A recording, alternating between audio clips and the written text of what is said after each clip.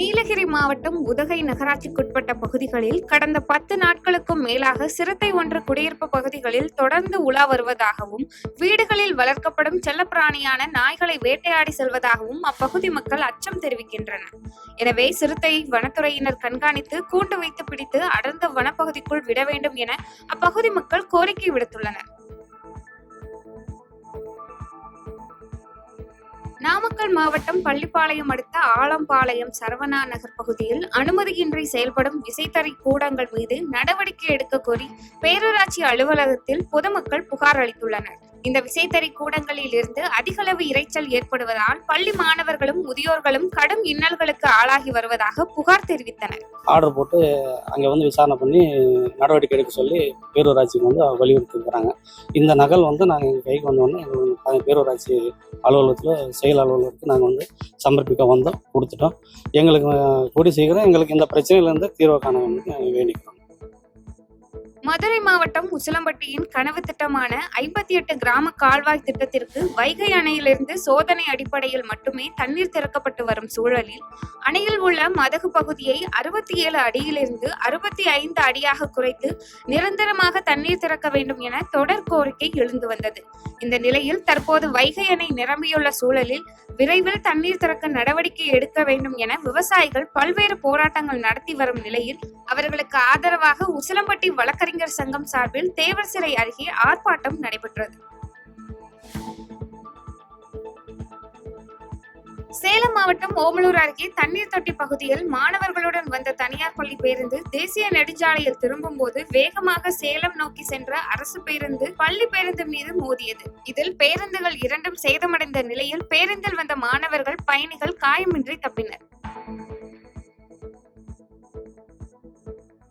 புதுக்கோட்டை மாவட்டம் குளத்தூர் தாலுகா தாயினிப்பட்டி, ஒடுக்கூர், லக்கனம்பட்டி ஆகிய 3 கிராமத்துக்கு உட்பட்ட பொதுமக்களுக்கு தாயினிப்பட்டி கிராமத்தில் உங்களுடன் ஸ்டாலின் சிறப்பு முகாம் நடைபெற்றது. முகாமில் பொதுமக்கள் தங்களது கோரிக்கை மனுக்களை வருவாய்த்துறை, மின்சாரத்துறை, பொது மருத்துவத்துறை உள்ளிட்ட முகாம்களில் பதிவு செய்து பயன்பெற்றனர். கரூர் மாவட்டம் பள்ளப்பட்டி நகராட்சிக்குட்பட்ட பகுதியில் ஜின்னா ஸ்பெஷல் நெய் பொடி என்ற பெயரில் தனியார் நிறுவனம் ஒன்று சிறிய அளவிலான ஆலை அமைத்து தமிழக அரசால் தடை செய்யப்பட்ட புகையிலை பொருட்களை உற்பத்தி செய்வதாக அப்பகுதி பொதுமக்கள் குற்றம் சாட்டுகின்றனர். குறிப்பாக இங்கு தயாரிக்கப்படும் மூக்குப்பொடிகள் பள்ளி கல்லூரிகளுக்கு அருகில் விற்பனை செய்யப்படுவதாகவும் இந்த நிறுவனத்தின் மீது தமிழக அரசு உரிய நடவடிக்கை எடுக்க வேண்டும் எனவும் கோரிக்கை விடுத்துள்ளனர். இவங்க மூக்குப்பொடிங்கிற பேர்ல வெளியிடுறாங்க. அதை வாங்குறது எல்லாமே வாய்ப்பொடியா தான் யூஸ் பண்றாங்க. இதனால பல வியாதி வருதுங்க. இதை தயவு செஞ்சு நகராட்சி தலையிட்டு இதுக்கு தக்க நடவடிக்கை எடுத்து இதை தடை செய்யும்படி மிக தாழ்மையுடன் கேட்டுக்கொள்கிறேன். நீலகிரி மாவட்டம் மஞ்சூரில் இருந்து கோவைக்கு சென்று கொண்டிருந்த அரசு பேருந்துக்கு வழிவிடாமல் 2 குட்டிகளுடன் கூடிய 7 காட்டு யானைகள் பேருந்தின் முன்புறம் நடந்தவாறு சென்றது. அதே சமயம் சாலையில் எதிரே வந்த காருக்கு வழிவிட்டு யானை கூட்டம் செல்வது அனைவரையும் வியப்படைய செய்துள்ளது. சேலம் மாவட்டம் எடப்பாடி வட்டாட்சியர் அலுவலகம் முன்பு அகில இந்திய விவசாய தொழிலாளர்கள் சங்கத்தினர் இலவச வீட்டுமனை வழங்க வலியுறுத்தி ஆர்ப்பாட்டம் நடைபெற்றது. ஆர்ப்பாட்டத்தில் அரசுக்கு சொந்தமான இடம் பெரிதளவில் இருந்த போதும் ஏழை எளியவர்களுக்கு வீட்டுமனை வழங்க முடியாதா என்பன உள்ளிட்ட பல்வேறு கோரிக்கைகளை முன்வைத்து கண்டன முழக்கங்கள் எழுப்பப்பட்டது. வேலூர் மாவட்டம் குடியாத்தம் வைத்தீஸ்வரன் நகர் பகுதியில் பழமை வாய்ந்த கருமாரியம்மன் ஆலயம் உள்ளது. இந்த ஆலயத்தில் இன்று காலை வழக்கம் போல் வந்த கோயில் பூசாரி பூஜை மேற்கொள்ளும் பொழுது கருமாரியம்மன் சிலை இடதுபுற கண்ணில் தண்ணீர் வருவது பக்தர் ஒருவர் கண்டு அதிர்ச்சியடைந்து பொதுமக்களிடம் தெரிவித்தார். இதனை அறிந்த அப்பகுதி மக்கள் ஏராளமானோர் வந்து அம்மன் கண்ணில் வரும் தண்ணீரை செல்போன் மூலம் வீடியோ எடுத்து சமூக வலைதளங்களில் பரப்பி வருகின்றனர். கோவை மாவட்டம் பொள்ளாச்சி அடுத்த வேட்டைக்காரன் பேரூராட்சியில் வசிக்கும் மக்களுக்கு குடிநீர் தேவைக்காக ஆனைமலை ஆற்றிலிருந்து குழாய் மூலம் குடிநீர் கொண்டு செல்லப்படுகிறது. இந்த நிலையில் ஆனைமலை ஆட்டோ ஸ்டாண்ட் அருகே திடீரென பிரதான குடிநீர் குழாய் உடைப்பு ஏற்பட்டு அருவி போல் பீச்சி அடித்து சாலையில் வீணாகி சென்றது. செங்கல்பட்டு மாவட்டம் கேளம்பாக்கம் ஊராட்சியில் நடைபெற்ற இலவச வீட்டுமனை பட்டா வழங்கும் நிகழ்ச்சியில் 49 பயனாளிகளுக்கு இலவச வீட்டுமனை பட்டாவை முன்னாள் சட்டமன்ற உறுப்பினர் இதயவர்மன் வழங்கினார். இதனை அடுத்து வீட்டுமனை பட்டாவை பெற்றுக்கொண்ட மக்கள் தமிழக முதலமைச்சருக்கும் இதற்கு உறுதுணையாக இருந்த துறை சார்ந்த அனைத்து அதிகாரிகளுக்கும் நன்றி தெரிவித்தனர். கன்னியாகுமரி மாவட்டம் இந்து அறநிலையத்துறை கட்டுப்பாட்டில் உள்ள வெள்ளிமலை முருகன் கோயிலுக்கு சொந்தமான வள்ளிசுனை பகுதியில் 273 ஏக்கர் நிலத்தை கிறிஸ்தவ மதத்தை சேர்ந்த தனிநபர் ஆக்கிரமித்து அந்த மலைப்பகுதியில் கிறிஸ்தவ மதக்கூடம் கட்டியுள்ளார். இதற்கு எதிர்ப்பு தெரிவித்து இந்து முன்னணியினர் கல்குளம் வட்டாட்சியர் அலுவலகம் முன்பு ஆர்ப்பாட்டத்தில் ஈடுபட்டனர். கன்னியாகுமரி மாவட்டத்தில் மாநில சுகாதார பொது ஆய்வுக் குழுவினர் மாவட்ட அரசு மருத்துவக் கல்லூரி மருத்துவமனை, அரசு ஆரம்ப சுகாதார நிலையங்கள் போன்றவற்றில் ஆய்வு மேற்கொண்டனர். இந்நிலையில் அவர்கள் ஆய்வு செய்ய வந்த வாகனம் சர்ச்சையை ஏற்படுத்தியுள்ளது. திமுக வட்டத்துணை செயலாளர் என எழுதப்பட்டிருந்த வாகனத்தில் அவர்கள் பயணித்து மருத்துவமனையில் ஆய்வு செய்துள்ளது சந்தேகத்தை எழுப்பியுள்ளது. காரைக்கால் மாவட்டம் திருநள்ளாறை அடுத்த பேட்டை கிராமத்தில் அமைந்துள்ள பழமை வாய்ந்த அருள்மிகு ஸ்ரீ சக்தி மாரியம்மன் ஆலயத்தில் 65 ஆண்டுகளுக்கு பிறகு தீமிதி திருவிழா வெகு விமர்சையாக நடைபெற்றது.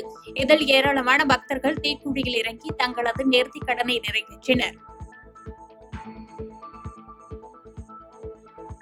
வேலூர் மாவட்டம் குடியாத்தம் அடுத்த வரதராமி பூசாரி வலசை கிராமத்தில் வீட்டின் மேல் மாடியில் சாராயம் காய்ச்சி விற்பனை செய்த மாமியார், மருமகள் உட்பட 3 பேர் மீது வழக்கு பதிவு செய்து போலீசார் 2 கைது செய்தனர். மேலும் அங்கிருந்த 15 லிட்டர் கள்ளச்சாராயம் மற்றும் 25 லிட்டர் கள்ளச்சாராய ஊறல் ஆகியவற்றை பறிமுதல் செய்து போலீசார் அழித்தனர். கோவை மாவட்டம் உடுமலைப்பேட்டையைச் சேர்ந்த சுப்பிரமணி தனது காரை திருச்சி சாலையில் உள்ள குமரன் கோட்டம் பகுதியில் திருப்ப முயன்றபோது எதிர் திசையில் வேகமாக வந்த மற்றொரு கார் அவர் கார் மீது மோதியது. இவ்வாறு மோதிய வேகத்தில் அந்த கார் கட்டுப்பாட்டை இழந்து எதிரே வந்த 3வது கார் மீது மோதியது. இந்த விபத்தில் 6 பேர் காயமடைந்த நிலையில் அக்கம் பக்கத்தினர் அவர்களை மீட்டு ஆம்புலன்ஸ் மூலம் மருத்துவமனையில் சிகிச்சைக்காக அனுப்பி வைத்தனர். திருவாரூர் மாவட்டம் கூத்தாநல்லூர் நகராட்சி 24வது வார்டுக்குட்பட்ட பகுதியில் அரசு டாஸ்மாக் கடை உள்ளதால் கடை அருகில் ஆற்று படித்துறை அமைந்துள்ளதால் அங்கு குளிக்க செல்லும் பெண்களை மதுபோதையில் சிலர் தினமும் கேலி கிண்டல் செய்வதாக கூறி 50க்கும் மேற்பட்ட கிராம மக்கள் மாவட்ட ஆட்சியர் அலுவலகத்தில் புகார் மனு அளித்தனர். எனவே பெண்கள் பொதுமக்கள் நலனை கருத்தில் கொண்டு மதுக்கடையை உடனடியாக அகற்றிட வேண்டும் என்று வலியுறுத்தினர்.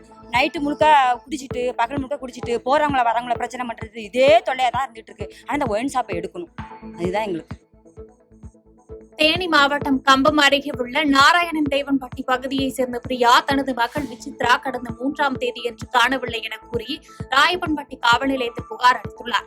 புகார் மனு அளித்தும் இதுவரை எந்தவொரு நடவடிக்கையும் காவல்துறையினர் எடுக்கவில்லை என கூறி விசித்ராவின் தாயார் தனது உறவினர்களுடன் தேனி மாநில நெடுஞ்சாலையில் திடீர் சாலை மறியலில் ஈடுபட்டனர்.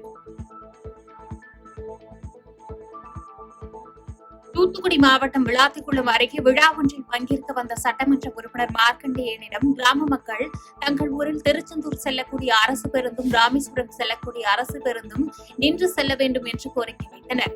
கோரிக்கை ஏற்ற சட்டமன்ற உறுப்பினர் உடனடியாக அந்த வழியாக வந்து திருச்செந்தூர் பேருந்தையும் ராமேஸ்வரம் சென்ற அரசு பேருந்தை முன்னிறுத்தி இன்று முதல் இந்த கிராமத்தில் அனைத்து அரசு பேருந்துகளையும் நிறுத்தி செல்லுமாறு துறை சார்ந்த அதிகாரிகளிடமும் பேருந்து நடத்துனர் மற்றும் ஓட்டுநரிடம் தெரிவித்ததைத் தொடர்ந்து கிராம பொதுமக்கள் அவருக்கு நன்றி தெரிவித்தனர். பாதகம் செய்பவரை கண்டால் நாம் பயம் கொள்ளலாகாது பாப்பா. மோதி மிதித்து விடு பாப்பா, அவர் முகத்தில் உமிழ்ந்து விடு பாப்பா.